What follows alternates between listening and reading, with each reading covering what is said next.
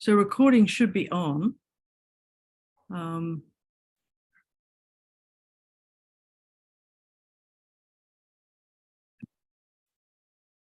Yep. Okay. So I'll start the formal part of the meeting. Well, welcome everyone, and we're very lucky to have Dr. Jack Fisher with us today. And Dr. Fisher is the Emeritus Professor of Surgery and former head of the Division of Plastic Surgery at UC San Diego. And he retired in 1994 and stayed very active at the University Medical Center. And for most people, that would probably be enough, but not for Dr. Fisher. He decided to go back to school and get an MA in history. In fact, in the United States, political and economic history. And he has become a distinguished author and historian, has written several books. And so you have someone who is a doctor and administrator and historian and writer. So a real polymath. And I think it's wonderful that he's turned his attention in his latest book to the founding and building of UCSD that is so interesting to so many of us. So without further ado, Dr. Fisher, I'd like to ask you to start your talk. Thank you, and good afternoon, everybody. I am going to start by calling your attention. By the way, let me check to make sure I don't have my mute on. Can everybody hear me? Yes. Yeah, okay, good. Do you want to share your screen as well? Oh, I will not be, I'm going to keep this simple. I will not be showing any images, so there will be no need to split screens or share screens. Okay, sounds good. Thank you. All right, so I want to call attention, first of all, to the fact that the Emeriti Association is in the business of publishing books, although I got to be careful about using the word business or publish, because the regents would be a little upset with us if we began selling things. But our publications are available in exchange for contributions to our many programs that support students, including scholarships and the mentoring program. And my book that I'm going to be talking about today is the second in a series. And the first was by Professor Mel Green, who, in addition to being a distinguished biologist, is an extraordinary and committed teacher. And he's written this very entertaining book called Will It Be on the Exam? Subtitled 21 Stories About Unforgettable Students, a very entertaining book. And I'll come back to talking a little bit about how these books can be obtained at the end of the talk. Now, Preparing the Soil is about UCSD. Why that title?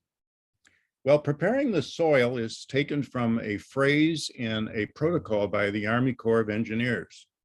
And to this very day, construction on our campus requires certification that residual ammunition from prior military activities has been completely cleared from the building site, believe it or not, to this very day.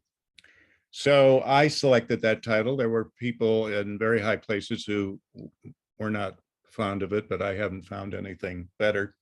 But the subtitle should explain very clearly what it's about. It's about our land and how we acquired it, how the thoroughfares had to be revised to fit the land. And then in the process of finding out about those basic facts, I came upon, or I became aware of the fact that there were many, many different expectations about what sort of university San Diego deserved or should have developed. Now, the stimulus for this came not only from being asked to serve as the historian for the Emeriti Association, but also a lecture that former Chancellor Atkinson gave to the La Jolla Historical Society in 2009. I have that transcript on my documents, and I have attached it to an email to Nigella. So if you can't find it on the Historical Society's website, and I don't know whether it's available, perhaps Nigella, you could forward that to anyone who inquired about it. His I will. essay focuses on people, and he interviewed a lot of the people, including Clark Kerr and Roger Revelle and several other people. So it's focused on the people. Professor Jonathan Singer was in his audience and added commentary, and it's a fascinating read. And subsequent to that, Dick is a good friend, and he was always fascinated about why a surgeon would want to turn himself into a historian. And he shared with me his disappointment with a book about our university that many of you may know about, Nancy Anderson's An Improbable Venture.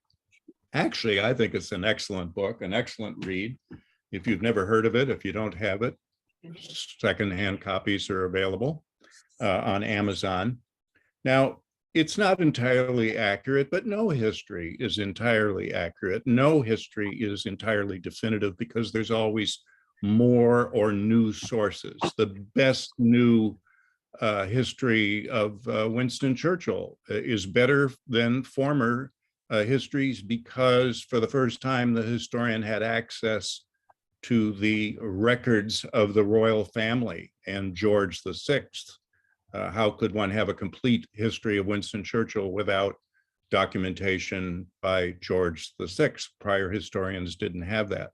Nancy Anderson did not have access to the deeds for the acquisition of land, and I was able to obtain those deeds. And it was because of that stimulus that I proceeded to put the story together. Now, here's a little secret. The essay has been evolving over a number of years. I served as historian for 6 years, and it's been on the digital archive for most of that time. So you can go to Google and you can say UCSD preparing the soil, and it'll probably come up.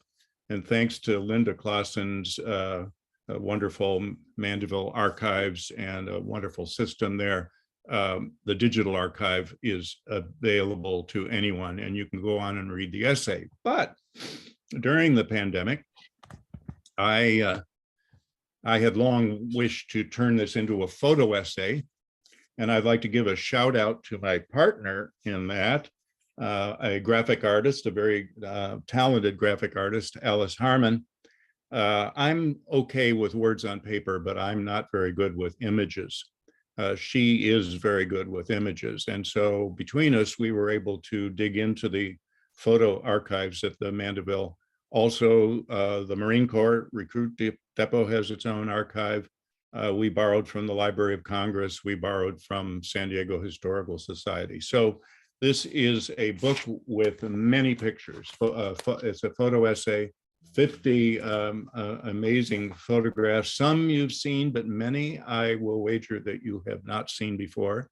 How many people have seen the innards of Geisel Library as it was being constructed? How many have seen the actual assembly line for B-24 Liberator bombers during the Second World War? So if for no other reason, if you like pictures, I recommend the book. Now, I can summarize this book in a very short paragraph, and I'm going to read the first paragraph of the essay itself. The astonishing growth of the University of California, San Diego campus over a span of 6 decades can be appreciated more fully by considering how the Scripps Institution of Oceanography, SIO, became a respected local treasure.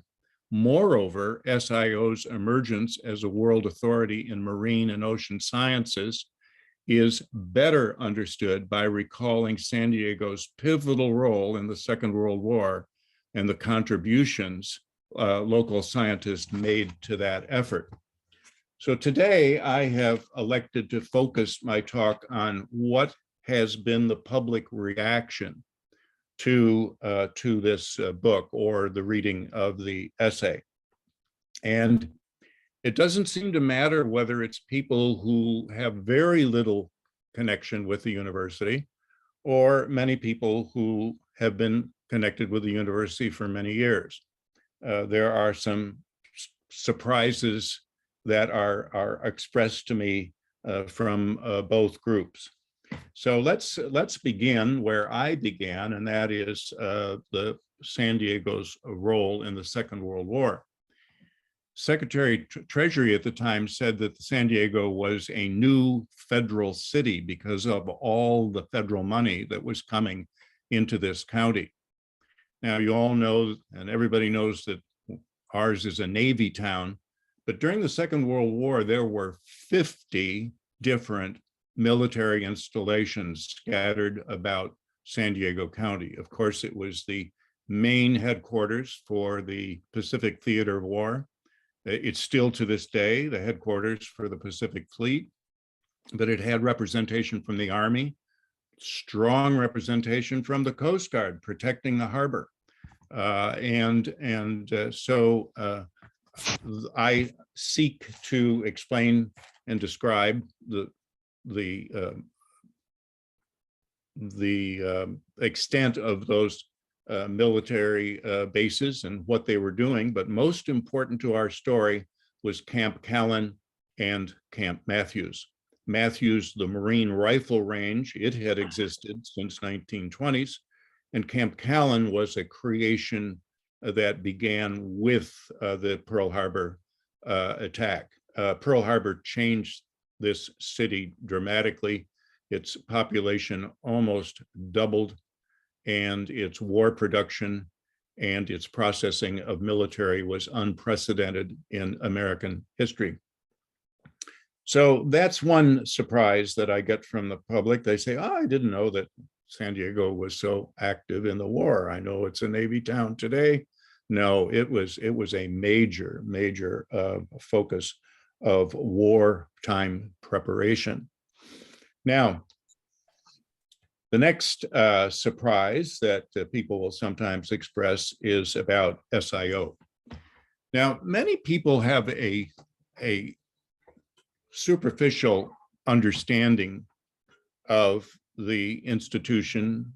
They might remember that it was a Marine Biologic Association to begin with. Those of you in Oceanids probably know a lot more about this, and you may be well aware of the excellent histories that have been written about SIO, and I'm going to call attention to those two.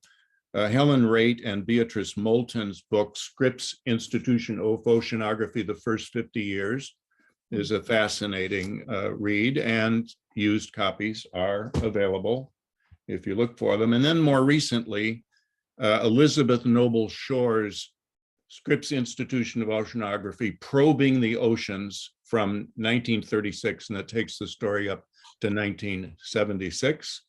And I would predict that maybe somebody somewhere now is writing the third volume of history of SIO. But until that appears, and while I'm recommending books, I can't overlook Molly McLean's wonderful biography of Ellen Browning Scripps.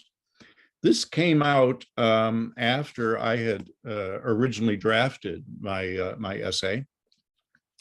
And the notable new evidence in her book, she went up to Scripps College, where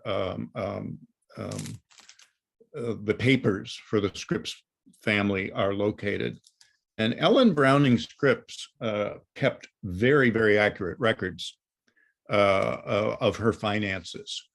And so all of the estimates of the amount of money that she gave for the development of SIO turned out to be underestimated. And it was much more money even in today's terms. So I do document that in Preparing the Soil, but she documents it thoroughly. So you can get a very good understanding of Miss Ellen, as she was known, Miss Ellen, and also a lot of early history of SIO is in there too. Now, parallel with the important role SIO plays in this community to this very day is the role that it played during the Second World War. People say UCDWR. Was that real? Was there a University of California Department of War Research? Well, there certainly was.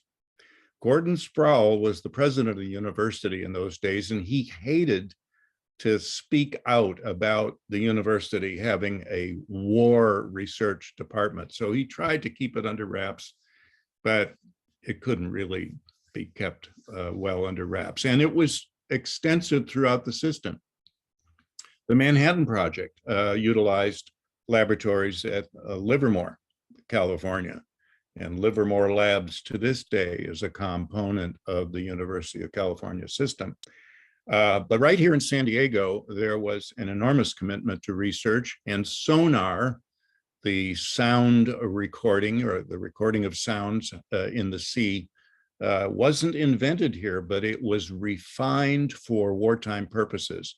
It became both an offensive and a defensive weapon. And that was done by SIO scientists working down at the Navy's radio lab in Point Loma. By the way, it was our naval radio lab in Point Loma that took the first signal of an attack on Pearl Harbor and forwarded it to Washington, D.C., and to Hyde Park and to everywhere that it needed to go on that fateful Sunday morning. The reason being that the electronics in San Francisco were shut down on that day, so it had to be bypassed through San Diego. Just a little aside that you find in reading about those days. Now, sonar was big, but also many people have heard that SIO helped win the war, that SIO helped with amphibious landings, and that is true. That's another important story. I try to explain without all of the physics and the calculations, the concept of sea, swell, and surf. Now, of course, Robert Knox, one of our emeriti, who is an important source for this, put me on to the references, but there was no reference quite like Walter Munk himself. And I spent an extraordinary afternoon with him. Did somebody say Mary is on this? If Mary is on this, Mary helped me set up that meeting with Walter. And we talked about many aspects. Walter sat there without any notes, without any recollection whatsoever, and remembered an amazing amount of detail. And I'll mention two aspects of that. First of all, what is sea, swell, and surf? Well, on a fateful day, Walter, an native Austrian and grad student at SIO, and the director, Dr. Sverdrup, a Norwegian, went down, as they did every day, to the Naval Radio Lab, and they were barred from admission. Well, what could this possibly mean? Well, it turns out that overnight they had lost their security clearance. So I tell the story in this book of what happened after they lost their security clearance. Walter had served in the Army prior to becoming a graduate student. So he contacted the Navy, the Army, and learned that it was the Navy that had removed his security clearance, but the Army was very happy to be called up by an oceanography student because they were having problems with the ocean. So they asked Walter Munk to come back to Washington. They said, we're training some of our troops down on the North Carolina shore for an eventual landing that would have been the North African landing during the Second World War. And they're having a lot of trouble with the surf. It was his field trip to the North Carolina shore, watching Higgins boats topple in the surf. That was the original stimulus for the physics necessary, the physics to develop the concept of sea, swell, and surf. Sea are the conditions of a body of water that are determined by the the terrain under that water and regular climatic conditions. Swell is how that changes with recent weather conditions, and what the surf is like is a result of the two coming together, and it's definable mathematically, and he worked out that physics with the help of Director Sverdrup. And the long and short of it is they came back to SIO and began hosting teams of military weather planner predictors, and one of those teams came from England, and that was the team that advised Eisenhower on the Normandy invasion. Now, sometimes this story is hyped, and it's made to sound like Walter himself went over and communicated with Dwight Eisenhower, the Supreme Allied Commander. No, that's not quite accurate, but it is true, and I have a picture in the book of the teams and coming on a rotational basis. They came 6 weeks at a time to learn about how prediction of surf conditions could significantly influence an amphibious military landing. And those of you who are familiar with the Normandy invasion know that it was postponed for 24 hours on the basis of one of those teams making a prediction. So lots of folks are surprised when they read that story. I'm going to jump to post-war. You can well imagine that with production at such a high level throughout the war, that as soon as peace came, that it would come to a screeching halt, and it did. And here's an example. There was a company called Solar Aviation. You drive by it every time you go to the airport. It's now called Solar Turbines, a division of Caterpillar. But Solar Aviation during the Second World War made the metallic nacelles and other metallic shells that went to protecting the engines in the B-24 bombers that were being built at Consolidated Aircraft right next door. Well, after the war, what were they going to do? Well, they found themselves making stainless steel coffins and not much else of great interest. Well, into this lull, this termination of what somebody called a blitz boom comes to San Diego, two very significant figures came to the fore. One is John J. Hopkins. Most people who read my story never knew who he was or forgot who he was, even though there's a John J. Hopkins Drive off Genesee as you start down from the university toward I-5. And John J. Hopkins Drive, of course, goes to General Atomics, a company that he originated. And he, in fact, created the consortium known as General Dynamics, General Atomics being one component of that. So it was Hopkins and other people like him that saw the potential for San Diego being an area for technological development with emphasis on nuclear technological development. Many readers of my essay are surprised to learn that the first nuclear reactor in San Diego was built at General Dynamics campus just to the north of us. And it's still there. It's no longer used daily or useful, but it's functional. I am told that it is a functional nuclear reactor. I say first nuclear reactor because, of course, there are several in San Diego. They occur in aircraft carriers, submarines, and the like. So John J. Hopkins was a major figure in the technological development, and Hopkins, as soon as he established General Atomics, said, now I want a University of California campus as close to General Atomics as can be possibly achieved. Well, who comes back from Washington at about that same time, but the other hero of the post-war era, Roger Revelle.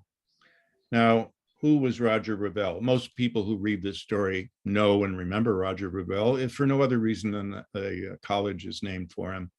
but they know more, but they don't necessarily remember how pivotal he was in the development of a general campus, even though, and this surprises them, he did not want a general campus and fought it up to the end.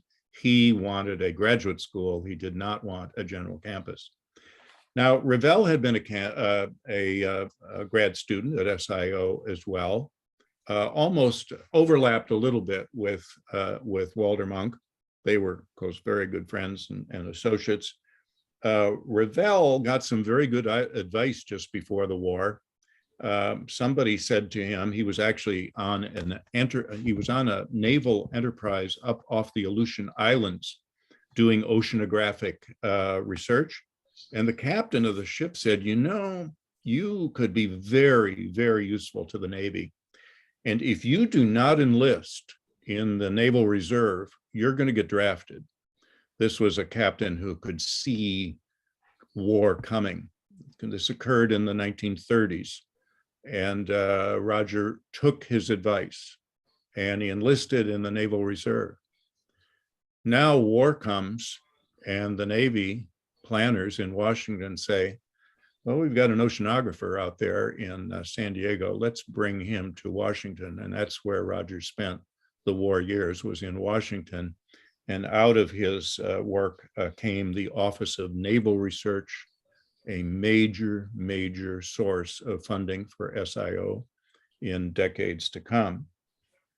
Roger came back in 1948. He was acting director by 1950 and the director for 1951. He gave a lecture at Princeton University shortly after he became a lecturer. I quote from that lecture. And it reveals how he was thinking, because that was where he outlined what he thought of as a network of graduate schools around the Scripps Institution of Oceanography. Now, the Scripps Institution of Oceanography by this time had 70 acres of land. That was the initial purchase back in 1912, engineered by E.W. Scripps, the brother of Ellen Browning Scripps. Well, Roger knew that more land would be needed. So he began to scout opportunities for land even as he began his tenure as director of SIO. Now, I spend quite a bit of time in the essay talking about the 1950s and how different people had a different idea about what sort of university should come here. Now, the city council, even back when they were contemplating UCLA, made a bid to Berkeley, or to Oakland, I should say, and said, we'll give you land if you come down here. The city had lots of land because of the Pueblo lands distribution. And I tell that story briefly, but there's a wonderful story about how San Diego gained control of the lands that were apportioned when this area was under Spanish and later Mexican control. They were called the Hispanic dowry. It amounted to 43,000 acres that San Diego was able to maintain to give out for useful purposes to the Navy, to private corporations, for residential development, etc. So, and in the book, there is one map that shows some of the boundaries of some of these Pueblo lots. Well, the whole chase for land that we now reside upon was a campaign to gain control of as many Pueblo lots as possible. Now, into the story of Roger Revell agitating for a graduate school comes a resistor, and there is a villain in my story. And every good story needs a villain. Our villain is Edwin Pauley, Regent Edwin Pauley. Pauley was a graduate of Berkeley. He made his money in oil. but his ego was supported more by his political connections. He was a buddy of Harry Truman before Truman was president. There are many sources that talk about that relationship, but I focus on the fact that he, being a member of the Regents, was very protective of UCLA and UCLA's interest. We know that today because there's a Pauley Pavilion where wonderful basketball is played. But his role down here was to hold Roger Revelle back. And it's a complicated story, but I think that it is understandable. I struggled to make it as clear as I possibly could. Most people are fascinated by a section of that battle that I call Noises Off. Stephen Adler is on this conversation. To a dramatist, right, Stephen, noises off is the noise that's going on just off stage to support what's going on stage, right, Stephen? Aha, he's nodding. It's also a wonderful farce by Michael Frayn. So yes. So Pauley had established, when finally there was a decision by the Regents that there would be not one new campus, but 3 new campuses. And this was all driven by the demographics of the state of California. And this occurred in 1958, that there would be 3 new campuses, and one of them, quite naturally, would be San Diego. So Pauley inserts the stipulation that a campus must have 1,000 acres and it must cost nothing. He didn't know at that time that San Diego was better prepared to cough up 1,000 acres than any of the other prospective sites. So he lost that battle, and then he fought at different levels. And finally, he fought with aircraft noise. And I tell the story about how the proximity of, at that time, Naval Air Station, Miramar, would be a deterrent to forming any kind of a campus. Why would you want a campus where there's constant aircraft noise? Well, that battle was resolved, and we are to this day still right next door to Miramar Marine Air Station, I should say. It's MAS, just as the University of Riverside is right next door to March Air Force Base. So lots of people were amused by Pauley's resistance to the campus, a battle that he lost. Now we turn right around to the irony of Pauley facilitating the purchase of La Jolla Farms. And that story is told, and for that, I'm going to be talking to the Osher group in a week or two. And I promised to tell them backstories to this essay. And backstories refer to resources and the sources of the story. And for the La Jolla Farms purchase, I had the benefit of knowing Bill Black Jr., now deceased. Sorry, we lost him. Charlie Black is still active locally. Bill was a wine aficionado, and I knew Bill through a Burgundy wine group here. His son Charlie is also active in that group, but Bill Jr. knew very well how the transaction was carried out. He was very resentful of how Nancy Anderson portrayed that purchase in her book, Improbable Venture.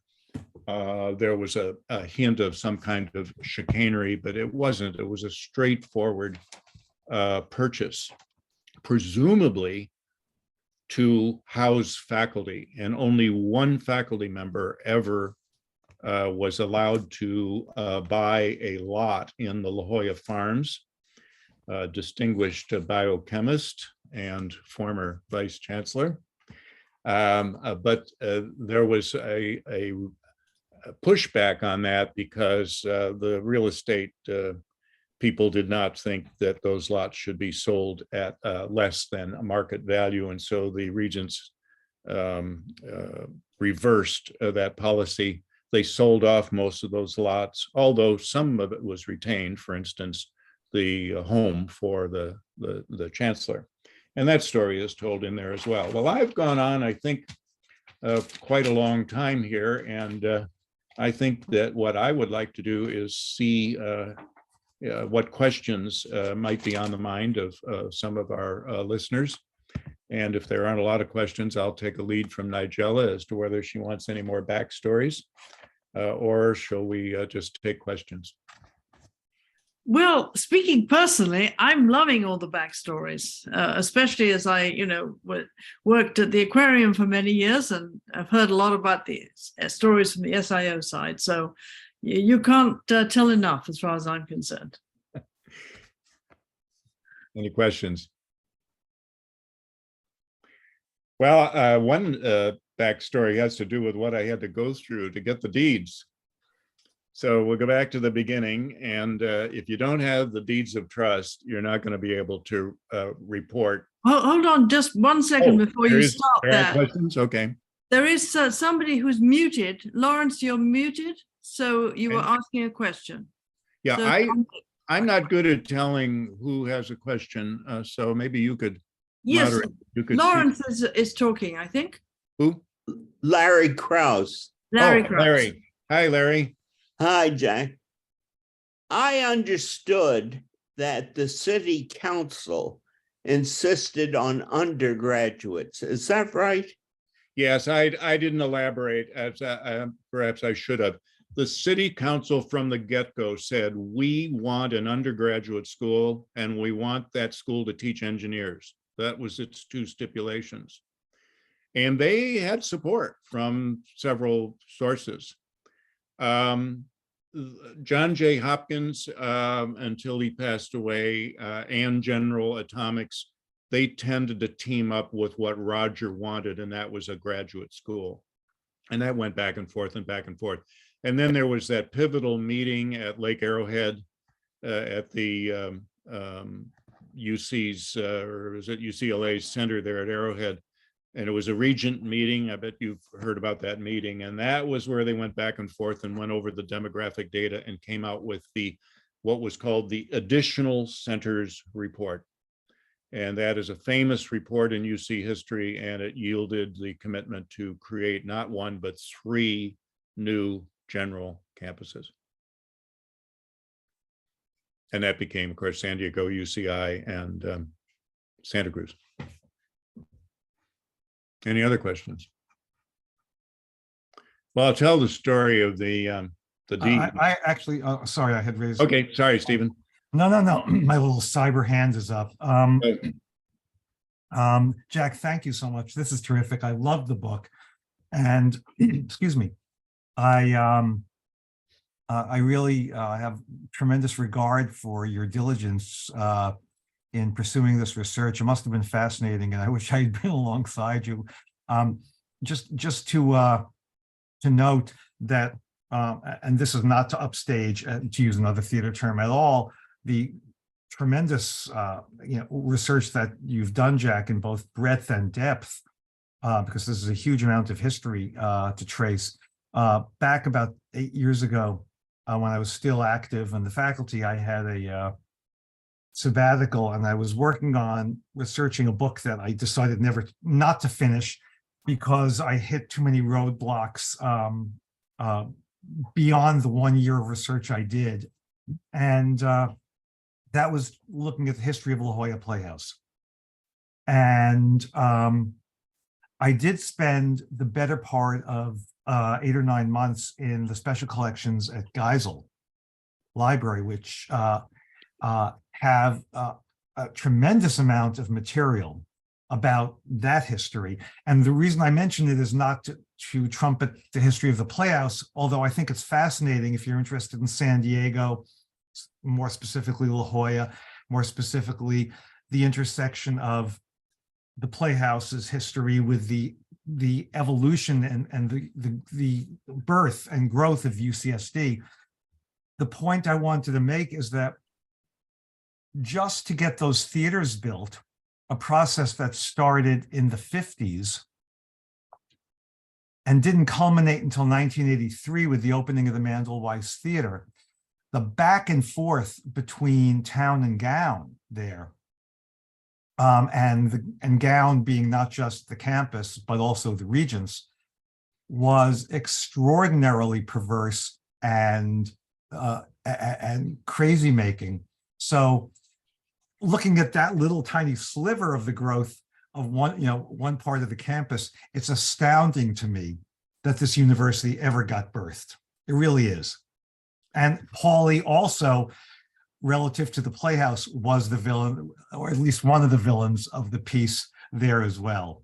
Well, the next time you and I cross paths, I'm going to ask for an analysis of your distribution of time, and then ask why you don't go ahead and write that history of the Playhouse. It would be fascinating. Fascinating. I would only did one tiny little sliver of it, and I know you read it, and that was that Roger was somebody gave me a clock that has bird sounds every hour. So this is the bewitching hour of, that's the 1 o'clock bird. Roger was concerned about bringing the arts and humanities to the campus, whether it was a campus or a grad. So he made a little trade, and it was 30 and a fraction acres. He gave up 30 some that was within the original 170 acres. I think I said 70 earlier. That's wrong. It's 170 acres.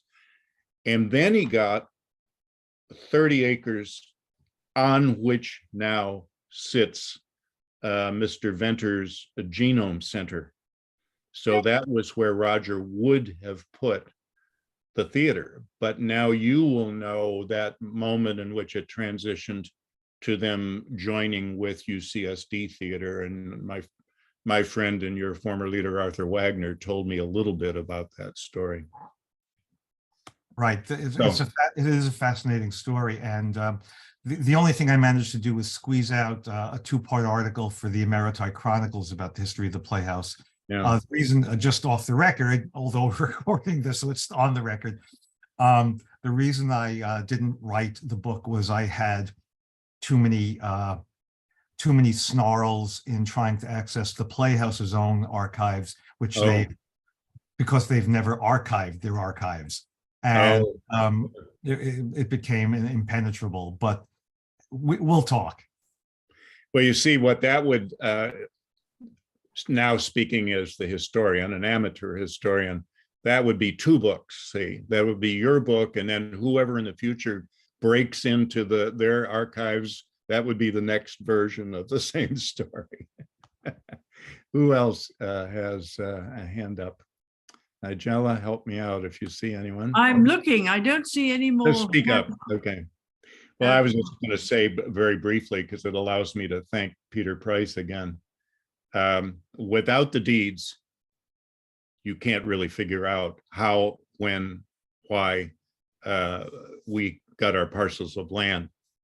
And it took me a year to get those deeds from UC Regents. And in my acknowledgements, I try to crack a little joke and say, I think they thought I was some kind of Woodward or Bernstein trying to, uncover something evil that happened. And here I was, all I was an emeritus professor. I'd had by that time devoted 30 years to the place, and I just wanted to tell the story. Well, fortunately, I knew Peter Price, and he was the alumni regent at the time. So I thank Peter again for doing whatever he did. But pretty soon in the mail came one day a packet of deeds. And then, of course, I had to find my legal friends to interpret them, because I don't know the difference. I didn't know what a quitclaim deed was, but I had to learn it, and I explained it a little bit. A quitclaim deed is you take the land as it is. And every bit of military land that we ever got was a quitclaim deed, because the United States government that owns the land does not want any repercussions for what is found in that soil as the years evolve. And of course, in our case, it was ordnance, military ordnance. And we've been removing that ordnance on a regular basis. Just imagine what all they found when they excavated for the Mormon temple. We had 15 ranges on Camp Matthews property, and the grenade and bazooka range extended from the current Sheraton Hotel straight across what later became I-5 in the direction of the Mormon Tabernacle. Now, when they added a wing relatively recently to the Sheraton Hotel, they found unexploded ordnance in the soil underneath. So there you go. The I soil can has to see be prepared. we have a question. Alice Harmon, I think, has a hand up. Alice, do you want to ask your question? You're still muted. I typed it. Oh, you did. I can hear you. It says, where is UCSD getting their newest land?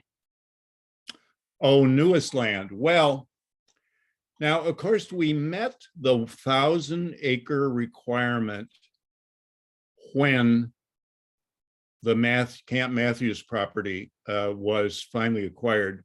By the way, that was not easily done either. Many people think that it was a slam dunk that the Marines gave up their property. Well, Marines, well, we have a Marine in the audience, Larry Krause knows this. Marines do not willingly ever give up their property and never let the guard down on their perimeter.